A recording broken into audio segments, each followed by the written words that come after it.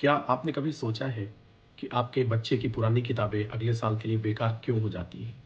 हर साल नई किताबें, नया पब्लिकेशन, नया खर्चा।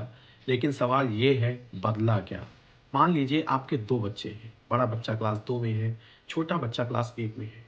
आपके मन में एक उम्मीद है, जब बड़ा बच्चा क्लास 3 में जाएगा, छोटे को क्लास 2 की किताबें मिल जाएँगी, पैसे बचेंगे, किताबें काम आएँगी। लेकिन होता क्या है? अगले साल स्कूल का नोटिस आता है। इस साल सिलेबस बदल गया है, नई किताबें लेनी होंगी और आपकी वो उम्मीद धूल में मिल जाती है। अब जरा रुकिए और सोचिए, हिंदी व्याकरण बदली क्या है? नहीं, संज्ञा, सर्वनाम, क्रिया ये सब वही है जो 50 साल पहले थे। इंग्लिश ग्रामर बदली क्या? नहीं, टेंसेस, नाउन्स, वर्ब्स, इनमें कौन सा नया नियम जुड़ गया भाई? गणित के फॉर्मूले बदले क्या? नहीं, 2+2 आज भी 4 होता है। विज्ञान के बुनियादी सिद्धांत बदले क्या? नहीं, गुरुत्वाकर्षण आज भी वैसे ही काम करता है। तो फिर बदला क्या? बदला सिर्फ पब्लिकेशन का नाम, किताब का कवर और पेज की सजावट। हाँ, कुछ ऐसे विषय हैं जहां बदलाव जरूरी और स्वाभाविक है, जैसे कि कंप्यूटर साइंस। टेक्नोलॉजी हर साल बदलती है, नई भाषाएं, नए टूल्स, करंट अफेयर्स या जीके की किताबें, ये तो हर महीने बदलता रहता है। कोडिंग, एआई, डिजिटल लिटरेसी, ये डायनेमिक सब्जेक्ट्स हैं। इनकी किताबें बदलना समझ में आता है।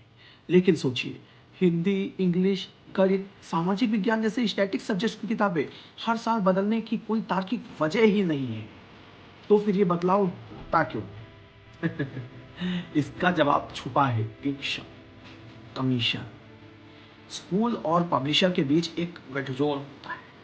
हर साल नई किताब इज इक्वल टू नई बिक्री इज इक्वल टू नया कमीशन। पब्लिशर स्कूल को कमीशन देता है, स्कूल सिलेबस बदल देता है और खर्चा उठाता है हम, आप।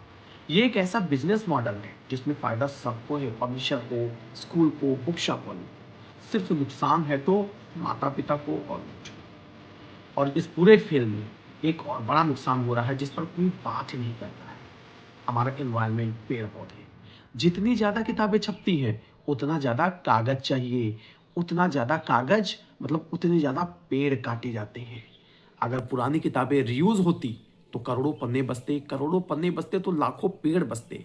वही स्कूल जो बच्चों को पर्यावरण बचाने का पाठ पढ़ाते हैं, वही स्कूल हर साल लाखों किताबें कूड़े में फिकवाने का काम कर रहे हैं। ये विरोधाभास नहीं तो क्या है? एक और नुकसान जो दिखता नहीं लेकिन होता है, जब हर साल नई किताबें आती हैं, बच्चों के मन में एक सोच बैठ जाती है, पुरानी चीजें बेकार होती हैं, नया ही अच्छा होता है। लेकिन स्कूल का असली काम क्या है?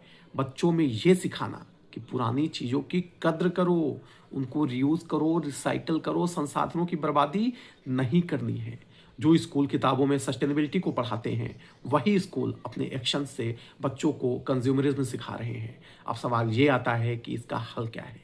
क्या हमारी सरकार को एक नियम या कानून बनाना चाहिए?